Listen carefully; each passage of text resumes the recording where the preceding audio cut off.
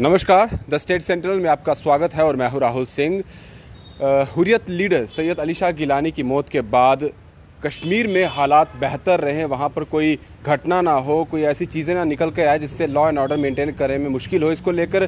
Jammu Kashmir police की बात की जाए तो सिक्योरिटी जो है पूरे तरीके से तैनात की गई थी, नाके जगह जगह पर लगाए गए थे और जहाँ के वो रहने वाले थे, जहाँ का उनका घर था, वहाँ पर भी पूरे तरीके से नाकाबंदी की गई थी। और इंटरनेट की बात की जाए तो सबको मालूम होगा कि इंटरनेट भी बंद कर दिया, क्योंकि जब भी ऐसी कोई चीज़ होती है कश्मीर में, कुछ भी घटना घटती है तो अफवाहों का बाज़ार बहुत ज़्यादा गर्म हो जाता है, जिसके बाद एहतियातन जो है कहीं कुछ और खलल ना पड़ जाए, इसलिए जम्मू कश्मीर पुलिस द्वारा, सिक्योरिटी एजेंसीज द्वारा इंटरनेट को भी बंद रखा गया। और फिलहाल कल की बात की जाए तो बीते कल जो है जम्मू कश्मीर की यानी कि कश्मीर डिवीज़न की बात की जाए तो श्रीनगर और बडगाम को छोड़कर बाकी 8 डिस्ट्रिक्ट में कल शाम देर रात यानी कि 7 बजे के करीब जो है इंटरनेट बहाल कर लिया गया। सिर्फ श्रीनगर और बडगाम में जो है बंद रखा गया, क्योंकि ये देखा जा रहा था कि वहाँ के हालात अगर बेहतर होते हैं, सिचुएशन को देखा जाएगा तो उसके बाद ही जो इंटरनेट है उसे बहाल कर दिया जाएगा। जो अभी का ट्वीट आ रहा है IGP कश्मीर की तरफ से, उनके द्वारा कहा गया है कि आज हमने सिचुएशन देख ली है, सब कुछ अंडर कंट्रोल है,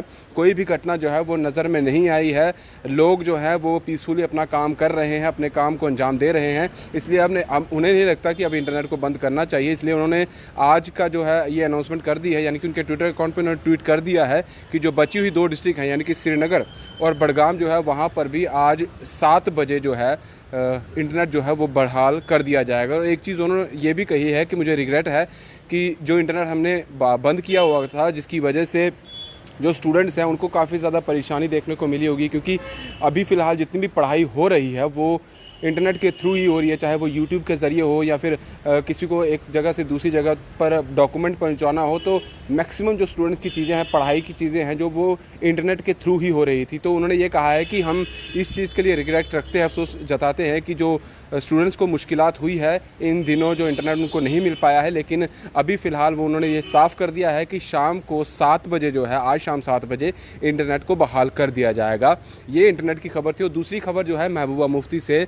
लेकर आ रही है। आप देख रहे होंगे जब से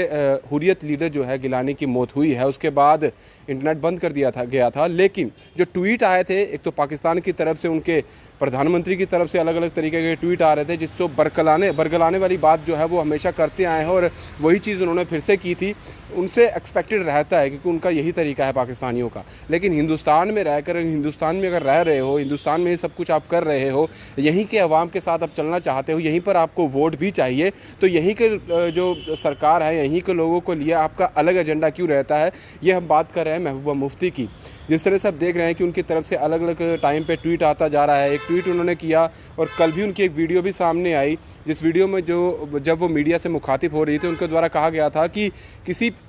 उन्होंने किसी मिनिस्टर का नाम नहीं लिया था, लेकिन एक एग्जांपल दी थी कि कोई एक्स मिनिस्टर हैं जिन्होंने कहा था कि जब मेरी मौत होगी तो मुझे अपने राष्ट्रीय झंडे में नहीं, मुझे अपने पार्टी के झंडे में जो है लपेटा जाए। एक तरफ वो ये बात कर रहे हो, दूसरी तरफ अगर गिलानी की बात की जाए तो वीडियो जो सामने आई थी, जिसके बाद FIR भी पुलिस द्वारा जो है उन लोगों पर की गई जिन्होंने राष्ट्र विरोधी जो है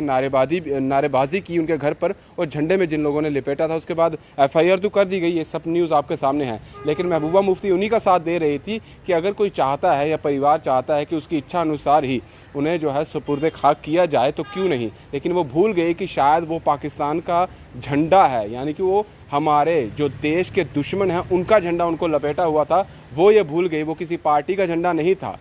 लेकिन वो देश के दुश्मनों का यानी कि पाकिस्तान का झंडा था, जिनके वो गुणगान गाते हुए जिस तरह से उनके बातों से वो लग रहा था। और आज जो बात उनकी तरफ से की गई है, यानी कि खुद ही उन्होंने ये अनाउंस कर दिया कि मुझे जो है वो डिटेन जो है कर दिया गया है। यानी कि उनके द्वारा कहा गया है कि अपने गेट की कुछ तस्वीरें उन्होंने जो है ट्वीट में यानी फोटोग्राफ्स के ज़रिए जारी की और साथ में ट्विटर हैंडल पर कहा गया कि जिस तरह से कश्मीर को लेकर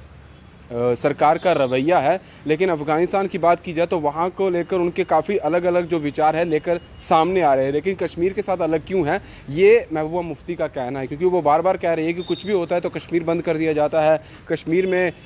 जो है रिस्ट्रिक्शंस लगा दी जाती है, इंटरनेट बंद कर दिया जाता है, लोगों को बाहर निकलने नहीं दिया जाता है और ज़ोर ज़बरदस्ती से कुछ ना कुछ तरीके से लोगों को जो है अलग अलग तरीके से उनको